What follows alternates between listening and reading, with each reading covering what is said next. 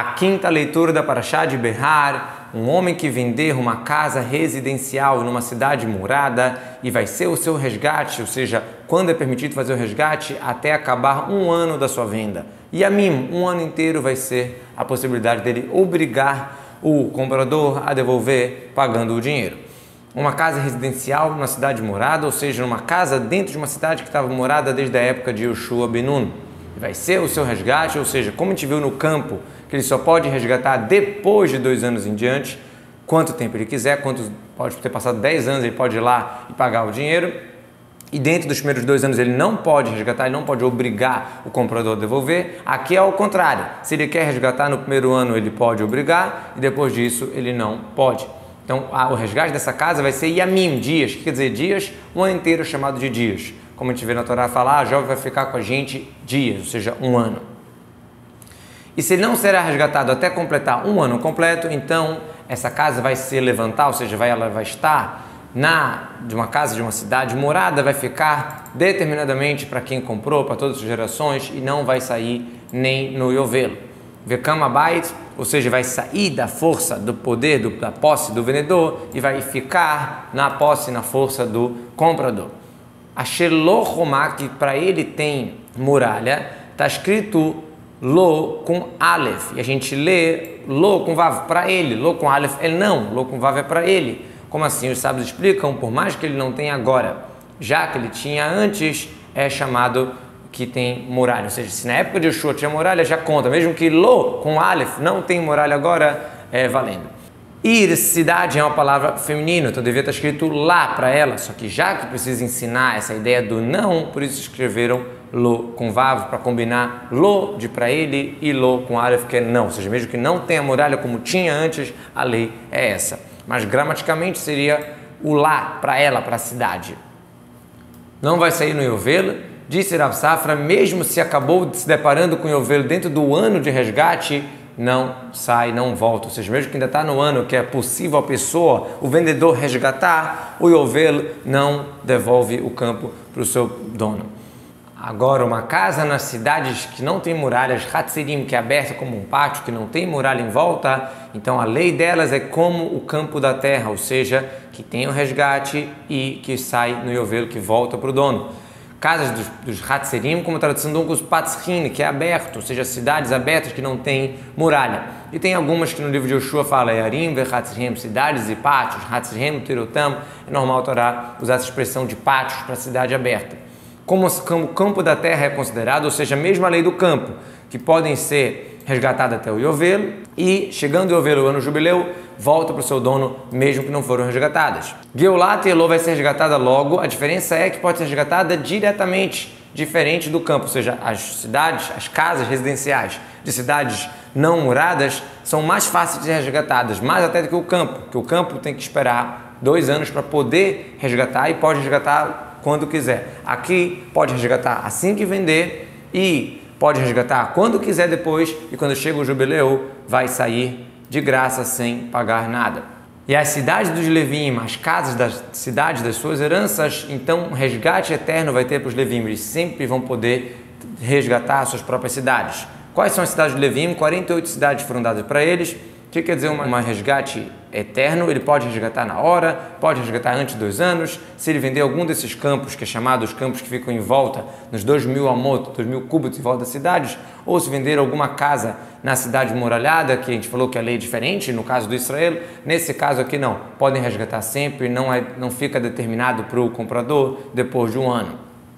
E se será resgatado dos Levim e vai sair aquela venda de casa, sociedade da herança no Yovel, que a casa dos Levim é a herança deles do povo de Israel, ou seja, se alguém comprar uma casa ou uma cidade e vai sair no Yovel, ou seja, aquela venda de casa ou de cidade vai voltar para o Levi que vendeu e não vai ficar determinado, fixo, irreversível, como as outras cidades muralhadas que a gente falou no caso do Israel, que não é Levi. Geulá aqui nesse versículo quer dizer de vender, ou seja, vai ser Igal Levim, que ele vai ser vendido. Outra explicação, já que fala resgate eterno para os Levim, a gente pode entender que o passuco está se tratando quando um Israel, que não é Levi, comprou uma casa da cidade de Levim, então o Levi vai ter sempre como resgatar. Mas no caso que um Levi comprou de um Levi, será que depois de 1 ano vai ficar fixo, determinado já para o segundo, para o comprador, por isso que fala, Vasher e Gamin Alvim. Olha, mesmo um Levi que comprou do Levi, vai ter sempre como resgatar e voltar para o dono original. E vai sair da venda de casa, ou seja, isso aqui tem outra mitzvah, que além da questão que pode resgatar sempre, se não resgatou, chega no Yovel e vai voltar para o dono, para o Levi original, e não vai ficar fixo, determinado já para o comprador, igual se fosse a lei da casa de um Israel. Por que isso? Já que a casa de Levi é a herança deles, ou seja, eles não receberam campos e vinhedos, não receberam uma terra maior como os Israel, somente cidades para morar com seus pátios em volta. Então, essa área em volta de 2000 amot, elas são os campos deles. Então, elas têm resgate, igual o campo tem resgate, para não perder, não tirar deles a herança deles. E o campo da área em volta da cidade deles não vai ser vendida, porque é uma herança eterna para eles.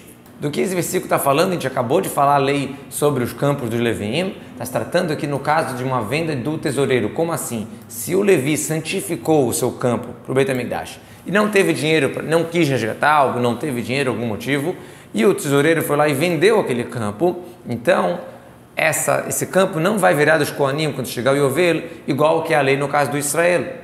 E se ele vendeu o campo para uma outra pessoa e não foi redimido, fala que vai ser para os Kohanim. Mas aqui não, o Levi pode sempre resgatar, mesmo depois do Yovel. E se o teu irmão ficar pobre e perder a sua força, sua mão, ou seja, escapulir, desmoronar o seu potencial de sustento, então você deve ampará-lo, segurá-lo. Ger vetoshav, o estrangeiro ou o residente, vai viver com você. Ou seja, segura ele, não deixa ele cair. Se ele já está desmoronando, não espera cair para ajudar, porque se cair vai ser muito mais difícil para levantar. E sim, fortifique desde o momento que já está desmoronando, que já está perdendo a força da mão. Isso é comparado a uma carga que está no burro. Enquanto está no burro, uma pessoa segura para não cair. Se caiu no chão, às vezes 5 não vão conseguir levantar aquela carga. Ger vetoshav, ou seja, mesmo que ele não é um judeu nato, ele é um convertido ou um toshav, um não-judeu que mora na terra de Israel, você deve ajudar. O que é o toshav? Está se tratando de um ger toshav, era um não-judeu que morava na terra de Israel, que recebeu sobre si não fazer avodah zará, mas ele comia taref, tinha algumas leis diferentes. Então ele morava em Israel, respeitava algumas leis, mas não era um convertido completo. Isso só existia na época que tinha o Yovel.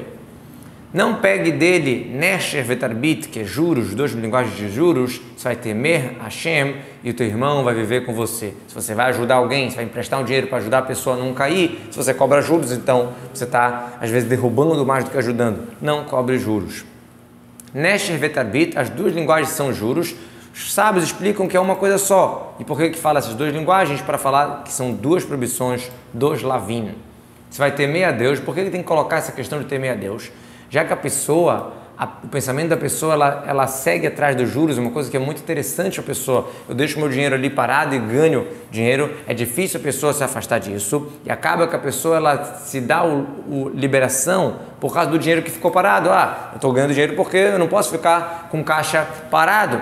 Por isso que a Torá fala, você vai temer a Deus. Ou uma outra opção seria a pessoa que ela dá o dinheiro para o goi emprestar para o judeu com juros e no final ele ganha esses juros. Então ele só está enganando, é ele que está cobrando juros e está fazendo através de uma outra pessoa. Então, como é algo que é entregue para o coração da pessoa e para o seu pensamento, por isso eu usa a expressão Ve'areta melokecha, você vai temer o teu Deus para não fazer isso. O teu dinheiro você não vai emprestar para ele, não vai dar para ele com Nesher e com Arbit, você não vai dar o seu consumo, ou seja, você não vai emprestar com juros. Eu sou Hashem, o Deus de vocês, que tirei você da terra do Egito, para dar para vocês a terra de Canaã, para ser Deus para vocês. Eu sou o Deus que tirei, ou seja, assim como eu verifiquei, identifiquei entre um primogênito e não é primogênito, eu também sei identificar entre aquela pessoa que ela empresta para os judeus dinheiro com juros e fala que é, na verdade, do goi. Outra explicação, eu tirei vocês do Egito com a intenção que vocês aceitem as minhas mitzvot, mesmo que é difícil, mesmo que é pesado, como, por exemplo, não cobrar juros. Para dar para vocês a terra de Canaã, ou seja, a recompensa que vocês vão cumprir as minhas mitzvot, vocês vão merecer a terra de Israel. Para ser Deus para vocês, aquela pessoa que ela mora na terra de Israel, eu sou Deus. Aquela pessoa que sai é como idolatria. Os sábios explicam em vários lugares que o problema é dar, morar. Existe gar, que é morar de uma maneira provisória, existe dar, que é morar fixamente.